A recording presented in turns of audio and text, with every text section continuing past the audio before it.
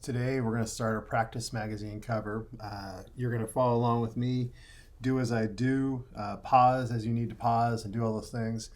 And at the end of the day, we're trying to recreate this magazine cover that you see right here with most of the text, not all of it, with a photograph of you instead, with your name and back there, and just kind of showing you how to go ahead and create a magazine cover. After you finish a sample one, probably be done by Friday with that. Then you're going to go and grab your own and kind of follow the same process so you can see how this works.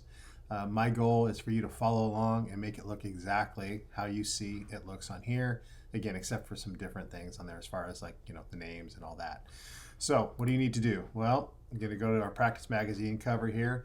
First thing it says, open Photoshop, create a new document that's 17 by 11 inches. 300 dpi obviously. So when I go to Photoshop, I'll go to File, New, and I want to make sure that this right here is 17 inches first, and then we'll go 17 and then 11, and then the resolution, very important, 300 dots per inch. Click on OK or Create. It puts that in there. I said I want to put a guide in to split the page in half, so that'll put it right there at 8.5. Just like that. If you don't have those guides available to you, you need to have the rulers turned on. So Command R turns the ruler off and on. Command R, okay? So back to my instructions. We need to use a guide, divide it in half at 8.5 inches, so I did that. Download and install the Squibble and Babas fonts listed in this assignment. Here they are right here. So I'll select it. That'll download it to right here. It's a TTF file. I'll click on install. And if there's a slight error, that's okay. I'll select it all and install them. All right, so that installed that font. And then there's babas.ttf. So I'll do the same thing. That's a great font, by the way. I use that a lot. And say install the checked ones there. So now those both installed for me and I can use them. And it says you're going to recreate the magazine cover, recreate everything by paying careful attention to colors, fonts, text design, things like that. Details matter. I've been saying that since day one. They always matter. So it says follow along with my videos very closely so you don't miss anything. Hopefully you can do it in one video. Okay, so here's what I need to do though. I need to select this photo and I definitely want to download it. So now it's in my downloads. Go over to Photoshop here and I'm going to place embedded, and I need to get to the downloads folder, and there we go. Want to install that on here. I'm going to move it off to the left hand side because this is going to be kind of my sample side. So it's a little bit too big, but that's okay.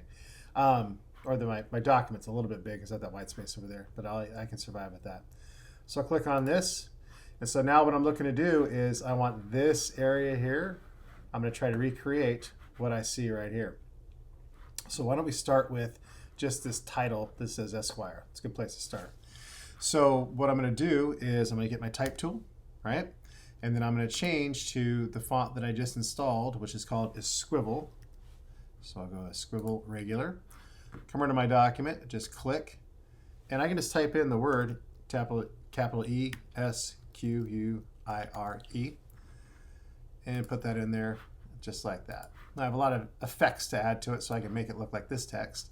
But here's how I'm going to do it. To make sure I get the size right, I'm going to draw from the ruler area up here, click and drag down, and I'm going to grab some lines like that. So now I've got lines that I can see right here. I go back to my document or my text over here where it says Esquire, press Command T so I can free transform it.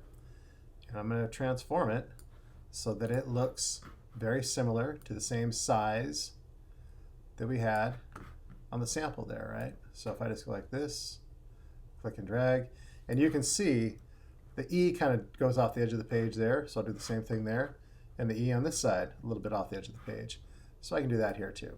Doesn't have to be absolutely perfect, but if I could try to get it there, I will. Okay, so I'll do something like that. That text is about the same size, good.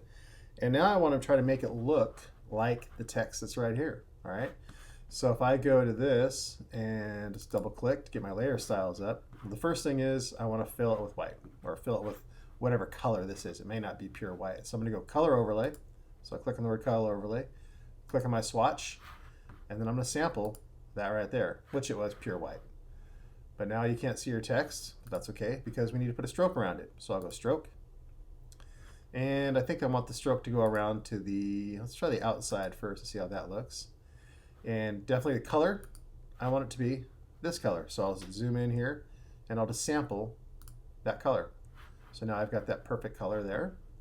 Click on OK. And I have a little bit of I have a hard drop shadow on there. Or actually, that might just be let's see if that's an outer glow or if that's a drop shadow. Let's try drop shadow first.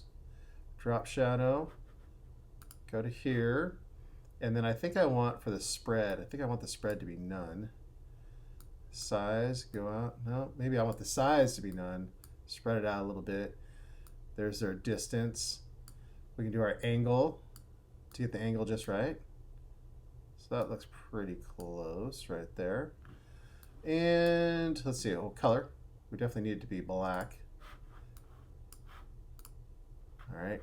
And it looks like I need to come out just a little bit. So I'll go distance, a little bit more, and then get the angle just right.